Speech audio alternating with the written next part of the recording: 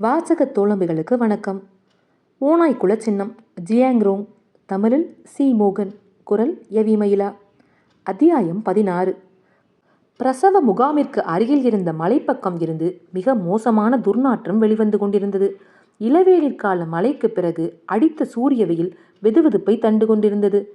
நீண்ட பனிக்காலத்தில் கைவிடப்பட்டு உறைபனியில் இறந்து போன நோயுற்ற ஆடுகளிடம் இருந்தும் ஓநாய்களால் கொல்லப்பட்ட வளர்ப்பு மிருகங்களிடம் இருந்தும் துர்நாற்றம் அடித்து கொண்டிருந்தது. இலையுதிர் காலத்தில் கெட்டுப்போன தாவரங்களில் இருந்து மஞ்சள் மற்றும் கருப்பு அழுகல் நீர் வெளியேறி கொண்டிருந்தது. மிருகத்தின் சாணம் திரவமாகி மேய்ச்சல் நிலத்தின் நிறத்தை மாற்றிவிட்டிருந்தது. முன் இளவேனிற் கால நாளொன்றின் துர்நாற்றமானது ஜென்சனின் உத்வேகத்தையும் ஆர்வத்தையும் சிதைத்து விடவில்லை. மேய்ச்சல் நிலத்தில் அழுகல் நீர் அவசியமானது.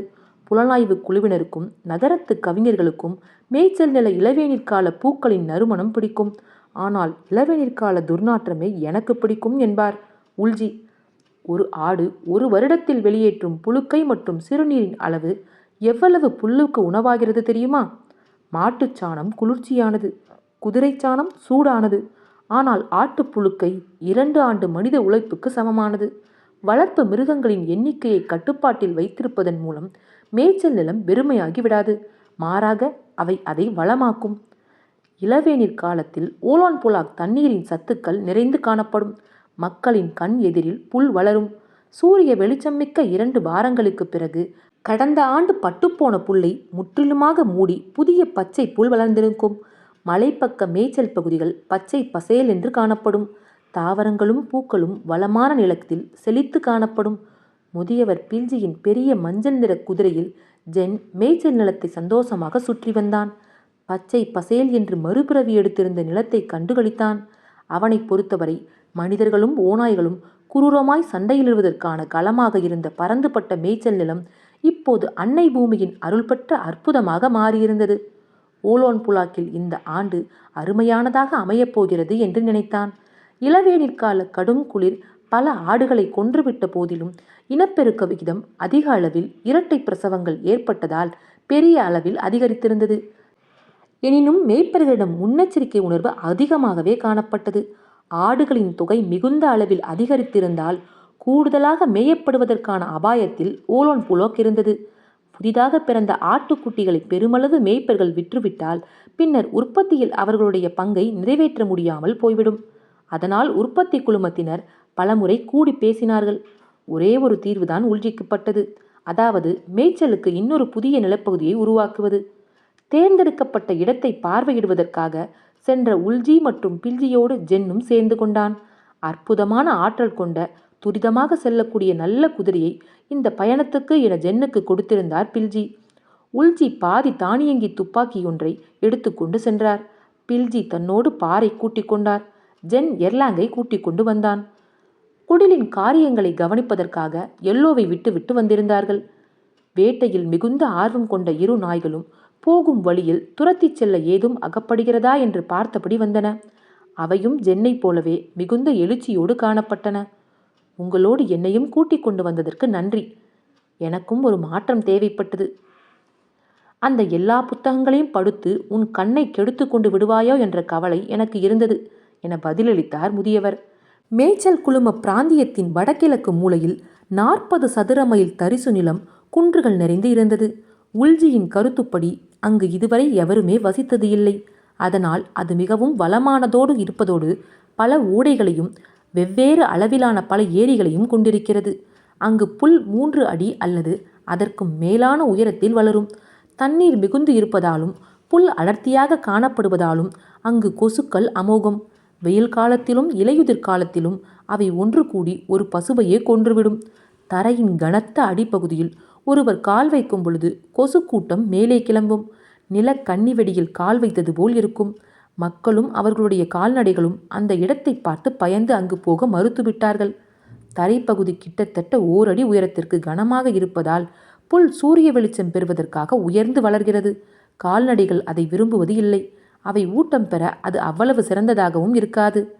கால்நடை மேய்ச்சலுக்கான புல்வெளி தலைவரான உல்ஜி இப்போதைய கொள்கை தரத்துக்கு பதிலாக எண்ணிக்கையை வலியுறுத்துவதால் வெகு விரைவில் ஓலான்புலாக் அளவுக்கு அதிகமாக மேயப்பட்டுவிடும் என எதிர்பார்த்து இருந்தார். பல ஆண்டுகளாகவே அவர் இந்த கன்னி நிலத்தின் மீது கண் வைத்திருந்தார். இலையுதிர்கால காட்டுத்தி தரையை மூடியிருக்கும் அடிப்பகுதியை எரித்து விடுவதை எதிர்பார்த்திருந்தார். எனினும் இதை இளவேனிற்கால மேய்ச்சலுக்கான புல்வெளியாக அவர்களால் மாற்றிவிட முடியும் என அவர் நம்பினார். அப்படி செய்துவிட்டால் உற்பத்தி குழுமம் கால்நடைகளை 2 மடங்காக விருத்தி செய்து கொள்ள முடிவதோடு அதன் எந்த புல்நிலமும் அதிகமாக மேயப்பட்டுவிடும் அபாயமும் இருக்காது. அவர்கள் அண்டை குழுமத்தின் பனிக்கால மேய்ச்சல் பகுதியை கடந்த பொழுது அதன் புல் இப்போதும் கூட தண்டியாக இருந்ததோடு 4 விரல்கட்டை உயரமும் கொண்டிருந்ததை ஜென் கவனித்தான். மேய்ச்சலுக்கு போதுமான நிலம் இல்லை என்று நீங்கள் தொடர்ந்து சொல்லிக் கொண்டிருக்கிறீர்கள். ஆனால் இங்கே பாருங்கள், பனிக்காலம் முழுவதும் ஆடுகளும் குதிரைகளும் மேய்ந்த பின்னும் இன்னமும் இவ்வளவு மிச்சமிருக்கிறது என்று உல்ஜியிடம் சொன்னான் ஜென். உல்ஜி கீழே பார்த்தார். அவை அடிப்புல் என்றார் அவர். அது மிகவும் கடினமானது. அதை கடிப்பது சிரமம் என்பதால் தான் அவை விட்டுவிட்டன. மேலும் மோசமான அடித்தண்டினால் அவற்றுக்கு சக்தி கிடைக்காது. புல் இந்த நிலையை அடையும் பொழுது மேற்கொண்டு அதை மேயக்கூடாது. இல்லையென்றால் மேய்ச்சல் நிலம் சீர்கெட்டு போய்விடும். சீனர்களாகிய நீங்கள் மிக அதிகமாக இருப்பதால் உங்களுக்கு தேவையான இறைச்சி உங்களிடம் இல்லை. அதனால் ஆடு மற்றும் மாட்டு இறைச்சிக்கு உங்கள் நாடு மங்கோலியாவை நம்பியிருக்கிறது. ஆனால் 1 டன் மாட்டு இறைச்சி மற்றும் ஆட்டு இறைச்சியை உற்பத்தி செய்ய 70 அல்லது 80 டன் புல் தேவைப்படுகிறது. உங்களுடைய மக்கள் எங்களிடம் இறைச்சியை கேட்கும் பொழுது உண்மையில் நீங்கள் எங்களுடைய புல்லைத்தான் கேட்கிறீர்கள். அதற்காகவாவது நீங்கள் எங்களுடைய மேய்ச்சல் நிலத்தை கொன்றுவிடாமல் இருக்க வேண்டும். கால்நடைகளை வளர்ப்பது என்பது தாவரங்களை பயிர் செய்வதைக் காட்டிலும் மிகவும் கடினமான காரியமாக தெரிகிறது என்றான் ஜென். அதை ஏற்றுக்கொள்ளும் வகையில் தலையாட்டினார் பில்ஜி. மேய்ச்சல் நிலம் என்பது ஒரு பெரிய உயிர். ஆனால் அது மனிதர்களுடைய கண் இமைகளை விட மெல்லியது. அதனுடைய புல்தளத்தை நீங்கள் தகர்த்துவிட்டால், அதாவது அதை குருடாக்கிவிட்டால், அதன் பிறகு பனிப்புயல்களை விடவும் மிகவும் ஆபத்தான புழுதிப் புயல்களை எதிர்கொள்ள நேரிடும். மேய்ச்சல் நிலம் மடிந்துவிட்டால் ஆடுகள், மாடுகள், குதிரைகள், அதே போன்று மனிதர்கள், ஓநாய்கள் போன்ற எல்லா சிறிய உயிர்களுக்கும் அதே கதிதான். அதன் பிறகு பெரும் சுவரை மட்டுமல்ல, பீஜிங்கை கூட காப்பாற்ற முடியாது. அவரை தொடர்ந்து உல்ஜியும் உணர்ச்சி வசப்பட்டு பேசினார். கோகாட்டில் சில ஆண்டுகளுக்கு ஒருமுறை நடக்கும் கூட்டங்களில் நான் கலந்து கொள்வது வழக்கம். அங்குள்ள மேய்ச்சலுக்கான புல்நிலம் நம்முடையதை விடவும் மோசமான நிலையில் உள்ளது. பெரும் சுவரின் மேற்கு பகுதியில் பல 100 மைல்களை ஏற்கனவே மணல் விழுங்கிவிட்டது. நாங்கள் அளிக்க வேண்டிய பங்கை தொடர்ந்து அரசாங்கம் கூட்டிக் கொண்டே போகும் பட்சத்தில் சுவரின் கிழக்கு பகுதியும் அதே கதியை அடையும், அபாயத்துக்கு ஆளாகும். சில வெளிநாட்டு அரசுகள் தங்களுடைய மேய்ச்சல் நிலங்களை பாதுகாக்க சட்டங்கள் இயற்றியிருப்பதாக நான் கேள்விப்பட்டேன். 1 ஏக்கர் புல்நிலத்தில் எவ்வளவு விலங்குகள் மேய வேண்டும், எந்தெந்த இடங்களில் எந்த வகை விலங்குகள் மேய வேண்டும் என்ற கட்டுப்பாடுகள் விதிக்கப்பட்டு அமல்படுத்தப் போகிறதாம். அளவுக்கு அதிகமான மேயப்பட்டால் கடுமையான அபராதம் விதிக்கப்படுகிறது. இருக்கும் மேய்ச்சல் நிலங்களை மேற்கொண்டு அழியாமல் காக்கவே இந்த நடவடிக்கை. ஒரு முறை அழிந்துவிட்டால் அதன் பிறகு காலத்துக்கும் அது அவ்வளவுதான். ஏதாவது செய்வது என்றால் அது பாலையாக மாறுவதற்குள் செய்தால் உண்டு. அவரை தொடர்ந்து பில்ஜி பேசினார். மக்கள் மிகவும் பேராசைக்காரர்களாக இருக்கிறார்கள். பெரும்பாலானவர்கள் ஒன்றும் தெரியாதவர்களாக இருக்கிறார்கள். சரியான விடயத்தை செய்யச் சொல்லி இந்த முட்டாள்களிடம் எவ்வளவு சொன்னாலும் எந்த பிரயோஜனமும் இல்லை. நேரம் வீணாவதுதான் மிச்சம். இந்த பேராசைக்கார முட்டாள்களை சமாளிப்பதற்கான ஒரே வழி ஓநாய்கள்தான் என்று டெஞ்சர் தெரிந்து வைத்திருக்கிறது. கால்நடைகளின் தொகையை ஓநாய்கள் கட்டுப்படுத்துவதன் வழியாக மேய்ச்சல் நிலம் எஞ்சி வாழும். உல்ஜி மறுப்பது போல் தலையசைத்தார். பழைய டெஞ்சர் வழிமுறைகள் இனி உதவாது. சீனா அணுகுண்டு பரிசோதனை செய்து முடித்திருக்கிறது. இனி எல்லாமே விபரீதம்தான். தன்னுடைய இதயம் மணலால் நிரம்பியிருப்பது போல ஜென் உணர்ந்தான். பல இரவுகளாக நான் ஓநாய்களின் குரல்களையோ அல்லது நாய்களின் குரல்களையோ கேட்கவில்லை. நாம் அவற்றை விரட்டி விட்டோமா அப்பா? அவை திரும்பி வராவிட்டால் நாம் அழிந்து விடுவோமா? நாம் கொன்ற 30 ஓநாய்கள் என்பது ஊலோன்புலாக்கின் ஓநாய் தொகையில் ஆக குறைவு. அவை வெளியில் வராததற்கு காரணம் நாம் அவற்றை பயமுறுத்திவிட்டோம் என்பது அல்ல. வருடத்தின் இந்த சமயத்தில் அவை செய்வதற்கு வேறு சில விஷயங்கள் இருப்பதுதான் காரணம். அவை இப்போது என்ன செய்யும்? ஆர்வம் மேலிட்டவனாக கேட்டான் ஜென். அருகில் இருந்த சில மலைகளை சுட்டி காட்டினார் முதியவர். வா, உனக்கு நான் காட்டுகிறேன். ஜென்னுடைய குதிரையின் புட்டத்தில் தன்னுடைய சவுக்கால் அவர் அடித்தார். அது ஓடட்டும். இளவேநீர் காலத்தில் குதிரைகளுக்கு வியர்க்க வேண்டியது அவசியம். அவற்றின் பனிக்கால தோள்கள் உதிர்வதற்கு அதுவும் உதவும். மேலும் அவை நன்கு கொழுக்கவும் உதவும். 3ம் பந்தய குதிரைகளைப் போல அதிவேக பாய்ச்சலில் ஓடின. குதிரைகள் மலைப்பக்கத்தை அடைந்த பொழுது மேய்ச்சல் நிலம் முழுவதும் காணப்படுகிற மர்மோட்டுகளின் கூப்பாடுகள் உச்சஸ்தாயில் அவர்களை வரவேற்றன. ஊலான் புலாக்கில் உள்ள கிட்டத்தட்ட பாதி மலைகள் மர்மோட்டுகளின் வீடுகளாக இருந்தன. ஒவ்வொரு இலையுதிர் காலத்தின் பொழுதும் முதியவர் மர்மோட்டுகளை சுடுவதும் அவற்றின் கொழுப்பும் சுவையும் நிறைந்த இறைச்சியை விருந்தாக படைப்பதையும் ஜென் பார்த்திருக்கிறான். இவையும் கரடிகளைப் போலவே குளிர்காலம் முழுவதும் தம் வலைக்குள் தூங்கியே வாழ்பவை. பன்றிக்கறியைப் போலவே இதன் இறைச்சியும் ஓர் அடுக்கு கொழுப்பு கொண்டது. மங்கோலியர்களின் விருப்பமான உணவு இது. ஆடு மற்றும் மாட்டு இறைச்சியை விடவும் இது அவர்களுக்கு மிகவும் பிடித்தமானது. ஒரு முழு குடும்பத்துக்கு ஒருவேளை சாப்பாட்டுக்கு போதுமான இறைச்சியை 4 வளர்ந்த மர்மோட்டுகள் அளிக்கக்கூடியவை. 60 அல்லது 70க்கும் குறையாத மர்மோட்டுகள் பெரியதும் சிறியதுமாய் மலைச்சரிவுகளில் நின்று கொண்டிருப்பதை பார்த்து ஜென் பிரமிப்படைந்தான். பெரிய பழுப்பு நிற ஆண் விலங்குகள் பெரிதாக தனித்திருந்த வலைகளுக்கு முன்பும், அவற்றை விட கொஞ்சம் சிறிய பெண் விலங்குகள் ஓநாய்களின் மயிர்களைப் போல காணப்பட்ட மயிர்களோடு கொத்தாய் அமர்ந்திருந்த வலைகளுக்கு முன்பும் நின்று கொண்டிருந்தன. அவற்றின் அம்மாவை சுற்றி 7-8 குட்டிகள் சிறிய முயல்களின் தலைகளைப் போல் இருந்த தலைகளோடு நின்றிருந்தன. மனிதர்களை பார்த்து அவை வெருண்டு வலைகளுக்குள் செல்லவில்லை. மாறாக முன்னங்கால்களை மார்புகளுக்கு முன்பாக வைத்துக்கொண்டு பின்னங்கால்களை ஊன்றி எழுந்து நின்றன. அவை இவர்களை பார்த்து எச்சரிக்கை செய்வது போல கத்தின. ஒவ்வொரு கத்தலின் பொழுதும் அவற்றின் வால்கள் மேல் நோக்கி எம்பின. மக்கள் இந்த இடத்தை மர்மோட்டு மலை என்பார்கள் என்றார் பில்ஜி. வடக்கில் ஒரு மலை இருக்கிறது. அங்கு ஓரிடத்தில் இங்கு இருப்பதை விடவும் இவை அதிகமாக காணப்படுகின்றன. ஒரு காலத்தில் இந்த இடம்தான் மேய்ச்சல் நிலத்தின் ஏழை மக்களை காட்டும் இடமாக இருந்தது. மர்மோட்டுகள் இலையுதிர் காலத்தில் பெரிதாகவும் கொழுத்தும் காணப்படும். அவர்கள் இவற்றை பிடிப்பதற்காக இங்கு வருவார்கள். இறைச்சியை சாப்பிட்டுவிட்டு தோள்களையும் எண்ணெயையும் பணத்துக்கோ அல்லது ஆட்டுக்கோ விற்றுவிடுவார்கள். மர்மோட்டு மேலங்கிகள் என்றால் சீனர்களாகிய உங்களுக்கு பைத்தியம் என்பதால் ஒவ்வொரு இலையுதிர் காலத்தின் பொழுதும் ஜாங் ஜியோஹாப் வியாபாரிகள் இவற்றின் தோள்களை வாங்குவதற்காக வருவார்கள். இவை ஆட்டு தோள்களை விட 3 மடங்கு அதிக விலை கொண்டவை. இந்த குட்டி விலங்குகள் எவ்வளவோ மக்களை, ஏன் செங்கிஸ்கான் குடும்பம் கஷ்டத்தில் இருந்த பொழுது கூட அவர்களையும் கூட காப்பாற்றியிருக்கின்றன. மர்மோட்டுகள் மிகவும் ருசியாக இருக்கும். அவற்றின் கொழுப்பு அப்படி. காட்டு அணில்கள், எழில்கள் போன்ற வலையில் வாழும் விலங்குகள் பனிக்காலத்துக்கான உணவை சேமித்து வைத்துக் கொள்ளும். ஆனால் மர்மோட்டுகள் தங்களுடைய கொழுப்பை கொண்டே பனிக்காலத்தை ஓட்டிவிடும் என்றார் உல்ஜி. பனிக்காலத்தை கடத்திய பிறகு அநேகமாக அவற்றின் கொழுப்புகள் முற்றிலுமாக கரைந்து போயிருக்கும். ஆனால் அவற்றின் எலும்புகளில் போதுமான இறைச்சி இருக்கும். அவை எவ்வளவு பெரிதாக இருக்கிறதென்று பார். இந்த ஆண்டு புல் அமோகமாக வளர்ந்திருப்பதால் அவை கூடிய சீக்கிரமே கொழுத்துவிடும் என்றார் பில்ஜி.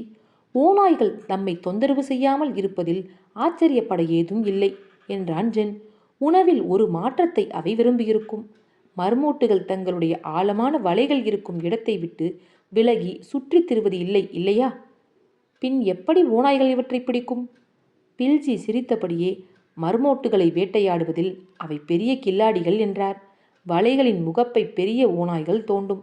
அப்போது உள்ளே இருப்பவை தப்பிப்பதற்காக பிற துளைகள் வழியாக அவசரமாக வெளியேறும்.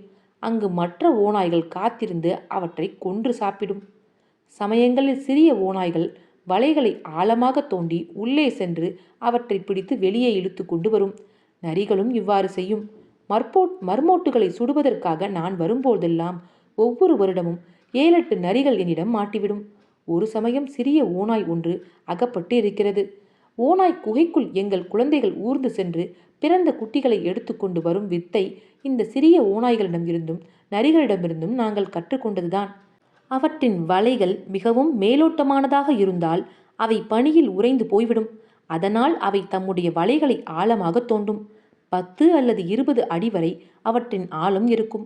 ஓநாய்கள் பனிக்காலத்தை தூங்கி கழிப்பது இல்லை என்றாலும் அவை ஏன் தங்களுடைய குகைகளை ஆழமாக அமைக்கின்றன தெரியுமா என ஜென்னிடம் கேட்டார் முதியவர்.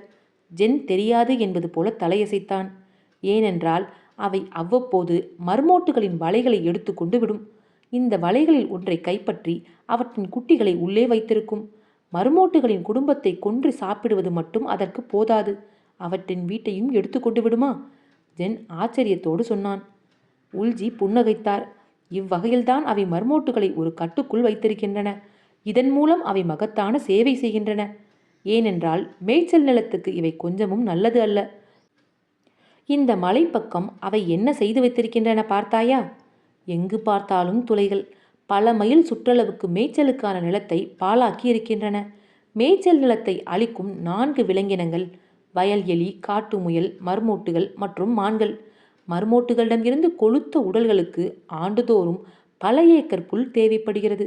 மேலும் ஒவ்வொரு வருடமும் இந்த துளைகளில் கால் வைத்து பல குதிரைகள் தங்கள் கால்களை முறித்துக் கொள்கின்றன. அவற்றில் சவாரி செய்பவர்களும் தூக்கி எறியப்படுகிறார்கள். உல்ஜி தொடர்ந்தார். இந்த துளைகள் அதைவிடவும் மேலும் பல தொல்லைகள் தருகின்றன. பனிக்காலத்தில் அவை கொசுக்களின் வசிப்பிடமாக இருக்கின்றன. கிழக்கு மங்கோலியாவின் கொசுக்கள் உலக புகழ் பெற்றவை. மஞ்சூரிய காடுகளில் வசிக்கும் கொசுக்கள் ஒரு மனிதனை உயிரோடு தின்றுவிடக்கூடிய அளவுக்கு சக்தி வாய்ந்தவை. நம்முடைய ஒரு மாட்டை சாப்பிட்டு விடும் அவை. பனிக்காலத்தில் கடும் குளிரில் நோயுற்ற ஒரு மாடு பனிக்கட்டியாக சிற்பமாக மாறிவிடும் பொழுது இந்த கொசுக்கள் எப்படி சமாளிக்கின்றன என நீ இப்போது யோசிக்கலாம். இந்த மர்மோட்டு துளைகள் மூலம்தான் அவை பனிக்காலத்தை கடக்கின்றன.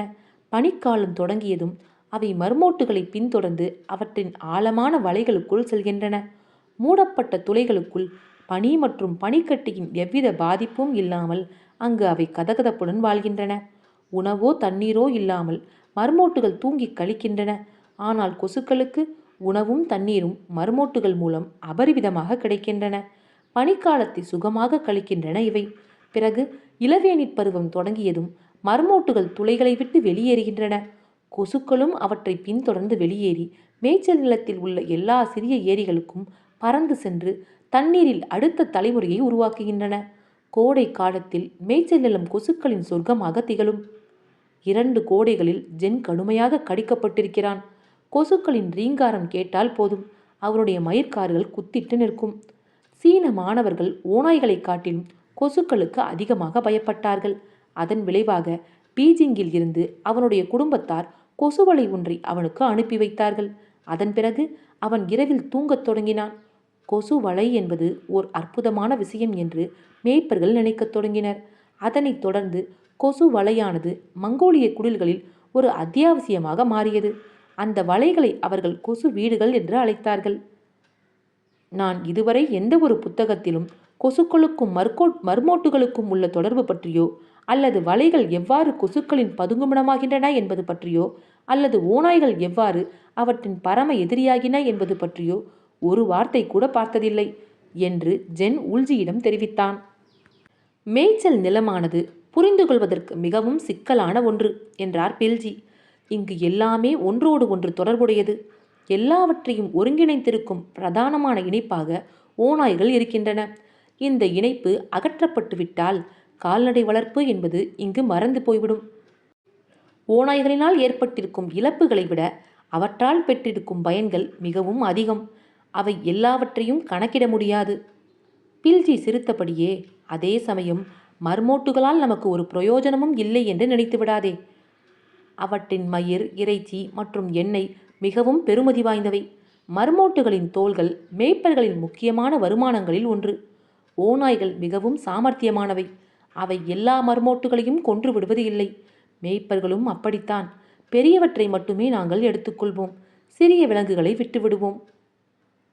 குதிரைகள் மலையின் ஊடாக விரைந்த பொழுது எந்தவித பயமும் இல்லாத மர்மோட்டுகள் தங்களுடைய கூட்டு கத்தல்களை விடாமல் தொடர்ந்து கத்திக்கொண்டே இருந்தன.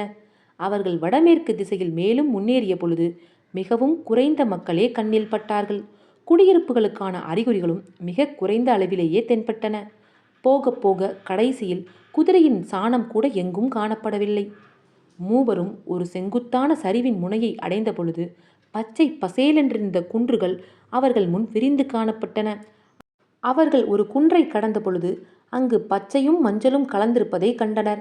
ஆனால் அவர்களுக்கு முன்னிருந்த மலைகளில் காணப்பட்ட பசுமையானது சாயம் பூசப்பட்ட திரைச்சீலையைப் போல அல்லது ஒரு அனிமேஷன் திரைப்படத்தில் வரும் ஒரு விந்தை நிலம் போல் காணப்பட்டது.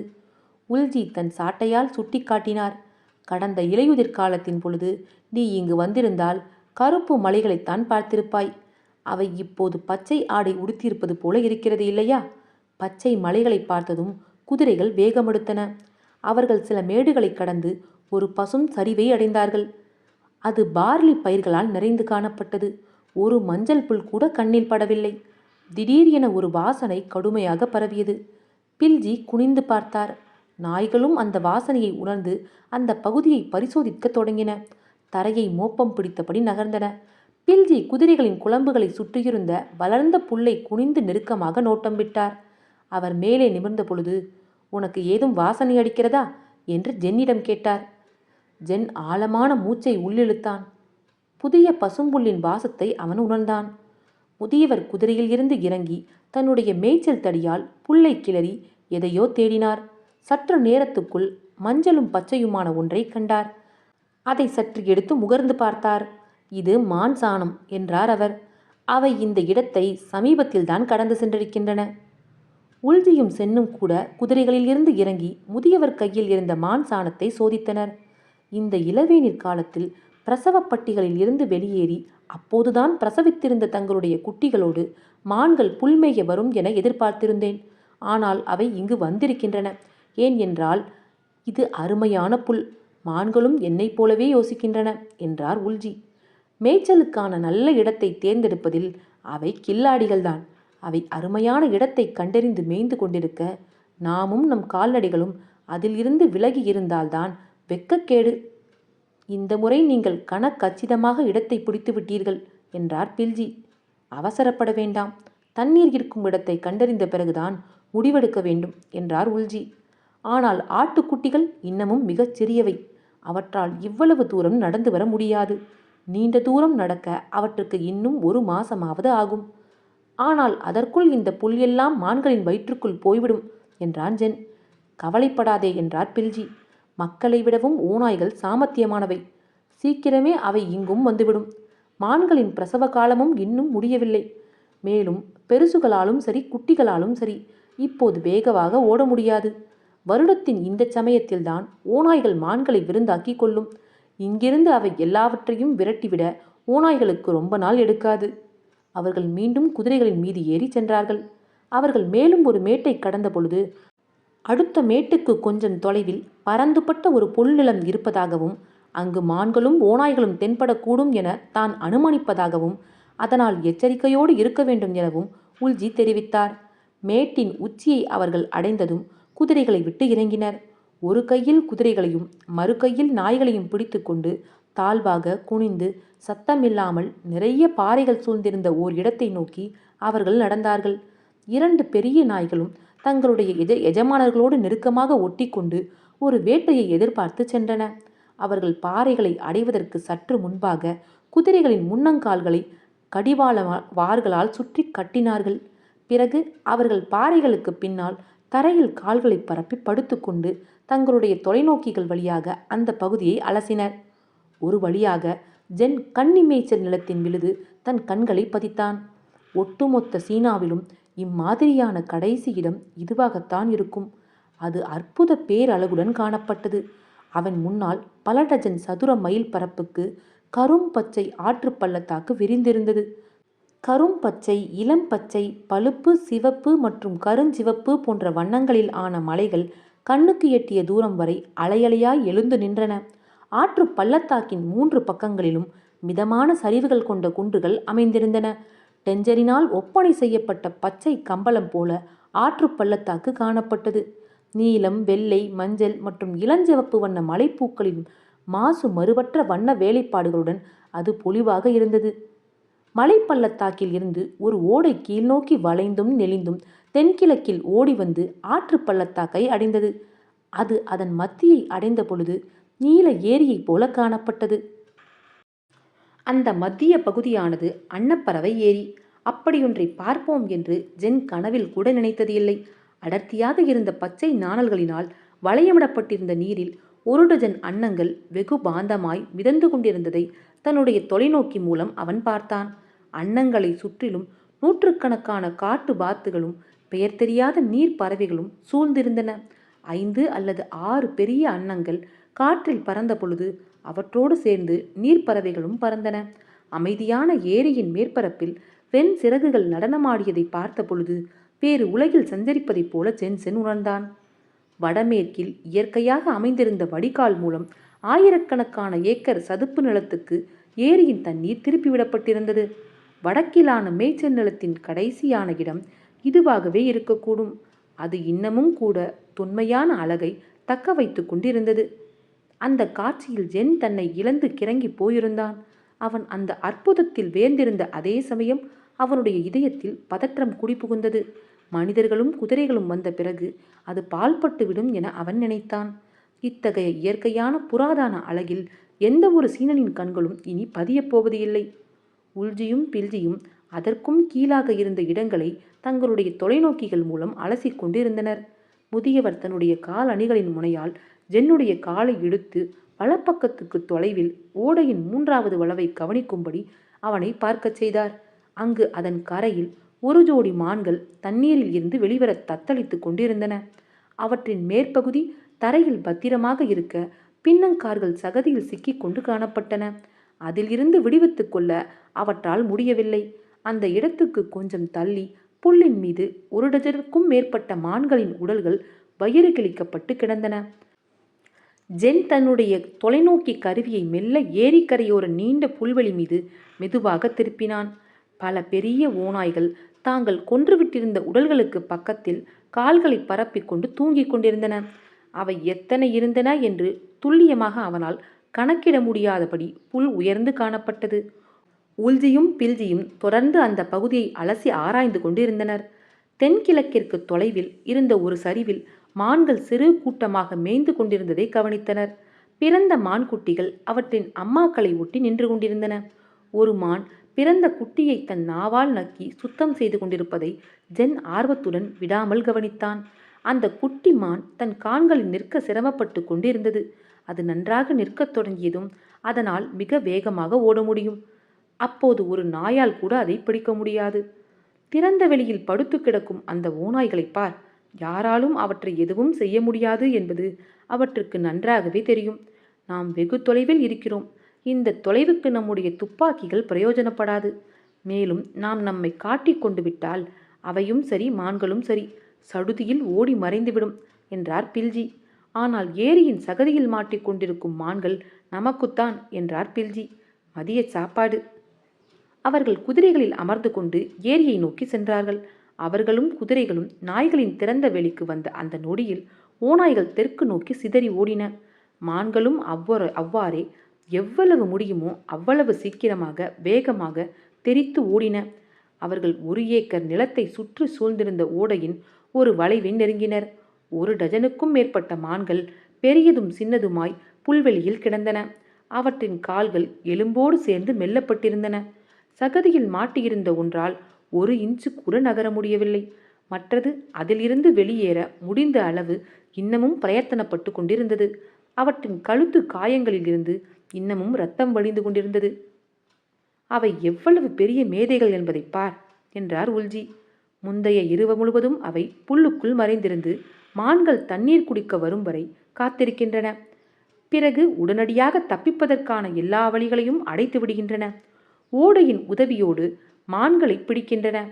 எவ்வளவு சுலபமாக கதையை முடிக்கின்றன பார். சுற்றிலும் இறைந்து கிடக்கும் இறைச்சியின் வாசனையை முகர்ந்த நாய்கள் அவற்றை சாப்பிட அவசரப்படவில்லை.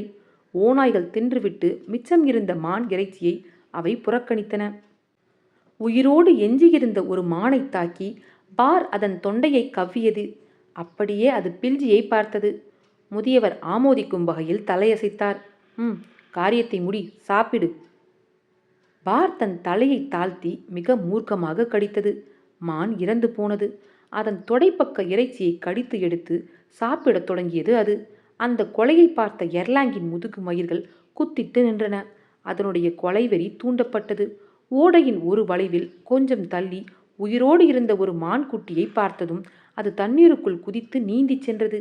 அதை திரும்பி கூப்பிட முனைந்த பொழுது ஜென்னை முதியவர் தடுத்து நிறுத்தினார்.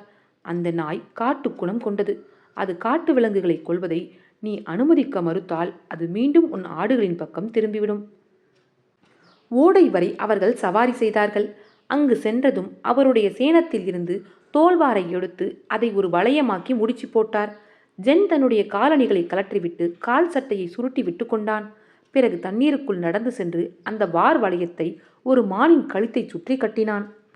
பில்ஜியும் உல்ஜியும் அந்த விலங்கை கரைக்கு இழுத்தார்கள். அங்கு தரையில் அதை போட்டுவிட்டு அடுத்த மானை இழுத்து சுத்தமான புல் தரையில் போட்டார்கள். அவர்கள் சமைப்பதற்கான ஓர் இடத்தை தேர்ந்தெடுத்தார்கள். ஒன்றை நாம் சாப்பிடுவோம், இன்னொன்றை நம்மோடு கொண்டு போகலாம் என்றார் பில்ஜி. ஒரு மானை சமையலுக்காக வெட்டத் தொடங்கினார் உல்ஜி. பில்ஜி ஜென்னை கூட்டிக் கொண்டு வடமேற்கில் உள்ள மலைகளுக்கு விறகுகள் எடுத்து வருவதற்காக சென்றார்.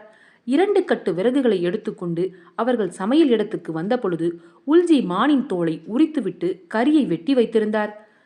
அவர்கள் மூவரும் குதிரைகளின் சேணங்களை எல்லாம் அவிழ்த்து விட்டனர். குதிரைகள் ஓடையை நோக்கி சென்று தண்ணீர் குடித்தன. எல்லாமே நல்லபடியாக நடப்பது குறித்து பில்ஜி சந்தோஷமடைந்தார். இங்கு நல்ல தண்ணீர் இருக்கிறது, ரொம்ப அருமையான தண்ணீர். கோடைக்கால மேய்ச்சலுக்கான நிலத்தை தேர்ந்தெடுக்கும் பொழுது அதுதான் முதல் தேவை என்று கூறினார். குதிரைகள் வயிறு முட்ட தண்ணீர் குடித்ததும் சரிவை நோக்கி சென்று புல்மேயத் தொடங்கின. அவை சந்தோஷமாக கனைத்தன. சமையல் தொடங்கியது. முதல் முறையாக அன்னை ஏரியை சுற்றியிருந்த காற்றில் மான்கரியின் வாசனை பரவியது. கூடவே எண்ணெய் புகையும் சமையல் பொருட்களின் நறுமணத்தோடு சேர்ந்து பரவியது. அவர்கள் ஏரிக்கு அருகில் உட்கார்ந்து கொண்டார்கள். விடியலுக்கு முன்பாகவே கிளம்பி வந்திருந்ததால் பெரும் பசியோடு இருந்தார்கள்.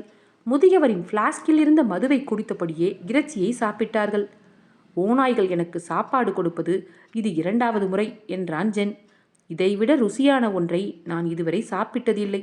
அதுவும் வேட்டையாடப்பட்ட இடத்திலேயே சமைத்து சாப்பிடுவது அற்புதமாக இருக்கிறது. பில்ஜியும் உல்ஜியும் நெருப்பின் மீது மானின் கால்களை வாட்டினார்கள். பின்னர் அதை துண்டு துண்டாக வெட்டி அவர்கள் கொண்டு வந்திருந்த உப்பை தடவினார்கள். வெங்காயம், மிளகு சேர்த்து மீண்டும் அதை வேக வைத்தார்கள். முதியவர் மிகுந்த பரவசத்தோடு அதை கடித்து அடுக்கடுக்காக சாப்பிட்டார். பிளாஸ்கில் இருந்த மதுவை குடித்தபடியே, இந்த புதிய புல்வெளியை பார்ப்பதற்காக ஓநாய் கூட்டம் இங்கு வந்திருப்பது எனக்கு சந்தோஷம் அளிக்கிறது. இன்னும் 20 நாட்களில் நம்முடைய ஆட்டுக்குட்டிகள் இங்கு வரக்கூடிய அளவுக்கு வலிமை பெற்றதும் நம்முடைய உற்பத்தி குழுவை இங்கு கொண்டு வந்து விடலாம். ஒரு காட்டு வெங்காயத்தோடு ஒரு இறைச்சி துண்டை சேர்த்து உல்ஜி கடித்தார். முழு குழுவும் இங்கு வந்து விடலாம் என்று நீங்கள் நினைக்கிறீர்களா? ஓநாய்கள் இங்கு இருக்கின்றன, அதுபோல மான்களும் இருக்கின்றன. நாம் ஏன் இருக்கக்கூடாது? புல் அருமையானதாக இல்லாவிட்டால் மான்கள் இங்கு இருக்குமா? மான்கள் குறைவாக இருந்திருந்தால் ஓநாய்கள் இங்கு வந்திருக்குமா? நான் அந்த இன்னொரு மானை எடுத்து சென்று நாளை என்னுடைய இடத்தில் எல்லோரையும் கூட்டப் போகிறேன். ஒவ்வொருவருக்கும் மான் இறைச்சி பொதிக்கப்பட்ட ரொட்டி அப்போது உண்டு. இங்கு தண்ணீர் எவ்வளவு அருமையாக இருக்கிறது என்று தெரிந்ததும் எல்லோரும் போட்டி போட்டு கொண்டு வருவார்கள். கோடை மேய்ச்சலுக்கு புல் மட்டும் நன்றாக இருந்தால் போதாது, நல்ல தண்ணீரும் வேண்டும். கோடையில் தேங்கி கிடக்கும் அழுக்கு தண்ணீரை விட மோசமானது என்பது வேறெதுவும் இல்லை. விலங்குகளுக்கு நோய் வந்துவிடும். யாராவது ஆட்சேபனை தெரிவித்தால் நானே அவர்களை இங்கு அழைத்து வந்து காட்டுகிறேன் என்றார் உல்ஜி. முதியவர் மனம் விட்டு சிரித்தார். அதற்கு அவசியமில்லை. நான் தான் தலைமை ஓநாய். நான் வந்தால் மற்ற ஓநாய்கள் பின்தொடரும். தலைமை ஓநாயை பின்தொடர்வதால் ஒருபோதும் தீங்கு ஏற்படாது. அவர் திரும்பி ஜென்சென்னை பார்த்தார். எப்போதும் நீ என் பின்னால் வருகிறாய், அதனால் உனக்கு ஏதும் தீங்கு ஏற்பட்டிருக்கிறதா? ஜென் சிரித்தான். ஓநாய் அரசனை பின்தொடர்ந்ததால் நான் நல்ல உணவு சாப்பிட்டிருக்கிறேன், அருமையான மது குடித்திருக்கிறேன். யாங்கியும் மற்றவர்களும் கூட அப்பாவோடு பயணம் செய்ய மிகுந்த ஆர்வத்தோடும் ஆசையோடும் இருக்கிறார்கள். அப்படியானால் பிரச்சனை தீர்ந்தது என்றார் உல்ஜி. நாம் திரும்பி போனதும் ஒரு கூட்டத்தை கூட்டி அறிவிக்கப் போகிறேன். கடந்த சில வருடங்களாக நாம் செலுத்த வேண்டிய பங்கு நிர்ணயம் என்னை மூச்சுவிட முடியாமல் செய்கிறது. இந்த புதிய மேய்ச்சல் நில வெளியின் மூலம் இன்னும் 4-5 வருடங்களுக்கு கவலை இல்லை. அதன் பிறகு என்று கேட்டான் ஜென். வேறு ஏதாவது நிலம் வேறு எங்காவது இருக்கிறதா? உல்ஜியின் மனநிலை இருண்டது. இல்லை, வேறெந்த புல்நிலமும் இல்லை. அப்படியானால் நீங்கள் என்ன செய்ய போகிறீர்கள்? மந்தைகளின் அளவை கட்டுப்படுத்தி தரத்தை கூட்ட வேண்டும். உதாரணமாக, ஜின்ஜியாங்கின் மேம்பட்ட ஆடுகளை நாம் வளர்க்கலாம். அவை 2 மடங்கு கம்பளிகளை உற்பத்தி செய்யும். மேலும் அது மிகவும் தரமானது. நம்முடைய கம்பளியை விட 4 மடங்கு விலை போகக்கூடியது. நம்முடைய வருமானத்தில் முக்கிய பங்கு வகுப்பது கம்பளிதான். அது ஒரு நல்ல திட்டம் என ஜென் ஒப்புக்கொண்டான். ஆனால் அதன் பிறகு உல்ஜி பெருமூச்சு விட்டார். சீனாவின் மக்கள் தொகை ரொம்ப அதிகம். இன்னும் சில வருடங்களில் எங்களுடைய புல்நிலம் நிர்ணயிக்கப்படும் உற்பத்திக்கு போதுமானதாக இருக்காது. என் தலைமுறையைச் சேர்ந்தவர்கள் பணி ஓய்வு பெற்ற பிறகு இளம் தலைமுறையினராகிய நீங்கள் என்ன செய்ய போகிறீர்கள் என்று எனக்கு தெரியவில்லை. உல்ஜியை உற்று பார்த்தார் பில்ஜி. பொறுப்பில் இருக்கும் அதிகாரிகளிடம் நீங்கள் பேச வேண்டும். கால்நடை குழுக்கள் மீது விதித்திருக்கும் சுமையை குறைக்கும்படி கேளுங்கள். இப்படியே போனால் வானம் மஞ்சளாகிவிடும். பூமி கலகம் செய்யும். மணல் நம் எல்லோரையும் புதைத்துவிடும். உல்ஜி தலையசைத்தார். நாம் சொல்வதை யார் கேட்கப் போகிறார்கள்? இப்போது எல்லாம் அதிகாரிகள்தான் என்ன செய்ய வேண்டும் என்பதை தீர்மானிக்கிறார்கள். அவர்கள் நம்மை விட நாகரிகமானவர்களாகவும் சீன மொழி பேசுகிறவர்களாகவும் இருக்கிறார்கள். அது மட்டுமல்ல, புல்நில பகுதிகளைச் சேர்ந்த அதிகாரிகள் ஓநாய்களை வேட்டையாடுவதில் குறியாக இருக்கிறார்கள். அவர்களுக்கு நம் நிலம் பற்றி ஒன்றும் தெரியவில்லை. என்ன செய்வது? குதிரைகள் நன்றாக மேய்ந்துவிட்டு தலை சாய்த்து கண்மூடி ஓய்வெடுத்தன. மூவருமாகச் சேர்ந்து பள்ளத்தாக்கின் பிற பகுதிகளை சுற்றி வந்தனர். 4 குழுமக்களும் எங்கு முகாமிடுவது என்பது பற்றி பில்ஜியுடன் விவாதித்தபடி உல்ஜி நடந்தார். அந்த கண்கொள்ளா காட்சியில் வியந்து போயிருந்தான் ஜென். மேய்ச்சல் நிலத்தில் மத்தியில் உள்ள ஒரு ஈடன் தோட்டத்தில் அல்லது ஈடன் தோட்டத்துக்கு நடுவில் உள்ள ஒரு மேய்ச்சல் நிலத்தில் கால் பதித்திருப்பதாக ஜென் பிரமித்து போயிருந்தான். எது எப்படி இருந்தாலும் அதிலிருந்து வெளியேற அவன் விரும்பவில்லை. சமையல் செய்த இடத்துக்கு அவர்கள் சிரம்பியதும் 2வது மானை வெட்டி அதன் தோலை உரித்தனர். ஓடையின் ஒரு வளைவை சுற்றிலும் கிடந்த மான் சரளங்களை பார்த்த பொழுது ஜென்னை வெறுமை சூழ்ந்தது. அந்த புன்னிலத்தில் முதல் அடி பதித்த பொழுது அவன் அனுபவித்த சுகமான உணர்வை இரத்த வாசனை வெளியேற்றியது. சிறிது நேர யோசனைக்கு பிறகு அவன் முதியவரிடம், பனிக்காலத்தில் ஓநாய்கள் மான்களை கொல்லும் பொழுது இளவேநீர் காலத்துக்காக பனிக்கட்டியில் அவற்றை உறைய வைத்து சேமிக்கின்றன. ஆனால் கோடை காலத்தில் அவை ஏன் இவ்வளவு மான்களை கொல்ல வேண்டும் என்று கேட்டான்.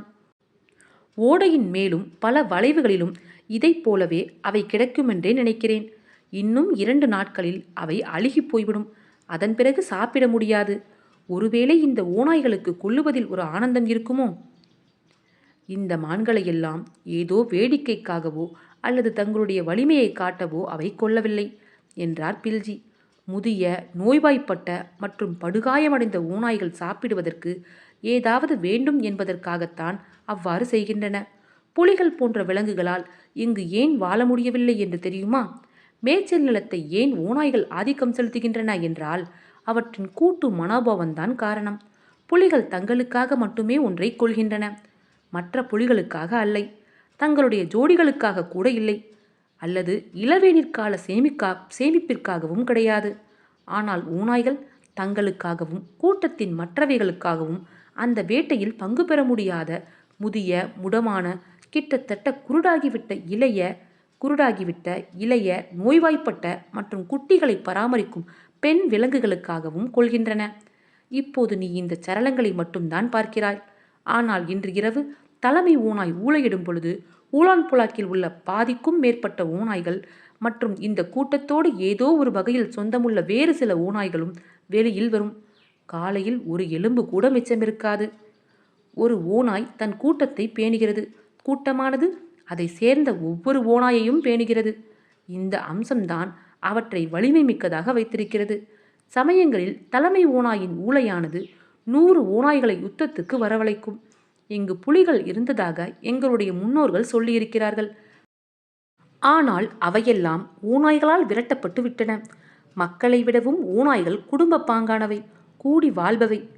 முதியவர் பெருமூச்சு விட்டார். செங்கிஸ்கானின் காலத்தில்தான் மங்கோலியர்கள் உண்மையிலேயே ஓநாய்களிடம் இருந்து கற்றுக்கொண்டார்கள். எல்லா பழங்குடியினரும் ஒரு சக்கரத்தின் கம்பிகளைப் போல அல்லது அம்பாரத் தூணில் இருக்கும் அம்புகளைப் போல ஒருங்கிணைந்து இருந்தனர். அவர்களின் எண்ணிக்கை குறைவு என்றாலும் கணிசமான பலம் கொண்டவர்கள். ஒவ்வொருவரும் தங்களுடைய தாயான மேய்ச்சல் நிலத்துக்கு தங்களுடைய வாழ்க்கையை சந்தோஷமாக ஒப்பு கொடுத்தனர். வேறெப்படி அவர்களால் உலகின் பாதியை வென்றிருக்க முடியும்? அந்த ஒற்றுமை உணர்வை நாங்கள் இழந்ததில் இருந்துதான் எங்களுடைய வீழ்ச்சி தொடங்கியது. இன்று ஒரு பழங்குடியினருக்கு எதிராக இன்னொரு பழங்குடியினர் கோபத்தோடு அம்புகளை ஏவுகிறார்கள். ஓநாய்களிடமிருந்து யுத்த தந்திரங்களை நாங்கள் கற்றுக்கொண்டோம். ஆனால் அவை போல ஒன்று கூடி ஒட்டி வாழ்வது எங்களை விட்டு போய்விட்டதாக தெரிகிறது. நூற்றுக்கணக்கான வருடங்களாக நாங்கள் முயற்சித்து வருகிற போதிலும் எங்களால் அதில் வித்தகம் பெற முடியவில்லை. என்ன செய்வது? அது பற்றி வெறுமனே பேசுவது வேதனையளிக்கிறது. அந்த கொள்ளை அழகான அன்ன ஏரியை பார்த்தபடி சிந்தனையில் தன்னை இழந்திருந்தான் ஜென். மானின் இறைச்சியை அதனுடைய தோளில் வைத்து கட்டினார் முதியவர். அதை 2 கோணிப்பைகளில் திணித்தார். குதிரைகளின் சேணத்தை மாட்டினான். 2 முதியவர்களும் ஆளுக்கு ஒரு பையை அவனுடைய குதிரையின் பின்பக்கமாக போட்டு சேணத்துக்கு பின்னால் அவற்றை பத்திரப்படுத்தினார்கள். 3 குதிரைகளும் குழுமத்தின் தலைமை அலுவலகத்தை நோக்கி பாய்ந்து ஓடின. ஓநாய் குலச்சின்னம். Jiang Rong. தமிழில் சி. மோகன். குரல் எவி மயிலா. அத்தியாயம் 16 நிறைவுற்றது.